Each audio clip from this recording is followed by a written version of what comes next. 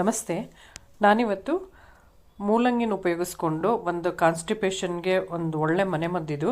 So ಮೂಲಂಗಿ ಮತ್ತು ಮೊಸರನ್ನ ಯೂಸ್ ಮಾಡ್ಕೊಂಡು ಒಂದು ರೆಸಿಪಿ ತೋರಿಸ್ತೀನಿ. ತುಂಬ ಈಸಿಯಾಗಿದೆ ಇದು. ವಿತಿನ್ 10 ಮಿನಿಟ್ಸಲ್ಲಿ ಮಾಡ್ಕೋಬೋದು, 5 to 10 ಮಿನಿಟ್ಸಲ್ಲಿ. ಸೊ ನಾನಿಲ್ಲಿ ಕೆನೆ ತೆಗೆದಿರೋಂಥ ಮೊಸರು ತೊಗೊಂಡಿದ್ದೀನಿ. 3 ಮೂಲಂಗಿನ ತುರಿದಿಟ್ಕೊಂಡಿದ್ದೀನಿ. ಅದು 3 ತುರಿದಿಟ್ಕೊಂಡಿರೋ ಮೂಲಂಗಿನ ಇದರೊಳಗಡೆ ಸೇರಿಸ್ಕೊಳ್ತೀನಿ ಮೊಸರು ಜೊತೆಗೆ.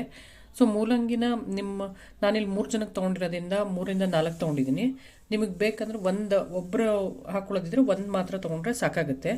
ಮೊಸರು ಸ್ವಲ್ಪ ಜಾಸ್ತಿ ಬೇಕಾದರೆ ಹಾಕೋಬೋದು ನೀವು.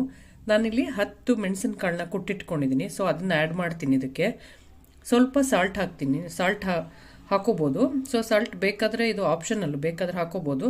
ಬಟ್ ಟೇಸ್ಟ್ ಚೆನ್ನಾಗಿರುತ್ತೆ ಅಂತ ನಾನು ಹಾಕೊಳ್ತಾ ಇದ್ದೀನಿ. ಸೊ ಇಷ್ಟೇ. ಇದನ್ನು ಮಿಕ್ಸ್ ಮಾಡಿ ಇದನ್ನು ಬೆಳಗ್ಗೆ ಬ್ರೇಕ್ಫಾಸ್ಟ್ಗೆ ಆಲ್ಟರ್ನೇಟಿವ್ ಆಗಿ ತೊಗೊಂಡ್ರೆ ವೆಯ್ಟ್ ಲಾಸ್ ಕೂಡ ಇದು ಒಂದು ಒಳ್ಳೆ ರೆಸಿಪಿ ಇದು. ಸೊ ವೆಯ್ಟ್ ಲಾಸ್ ಕೂಡ ಆಗುತ್ತೆ ಮೂಲಂಗಿಯಿಂದ. ಅದಲ್ಲದೆ ಕಾನ್ಸ್ಟಿಪೇಷನ್ಗಂತೂ ಒಂದು ಒಳ್ಳೆ ಮನೆಮದ್ದಿದು. ಒಂದು ಸತಿ ಟ್ರೈ ಮಾಡಿ, ನಿಮಗೆ ಗೊತ್ತಾಗುತ್ತೆ. ಸೊ ಇದು ತುಂಬ ಈಸಿ ಕೂಡ.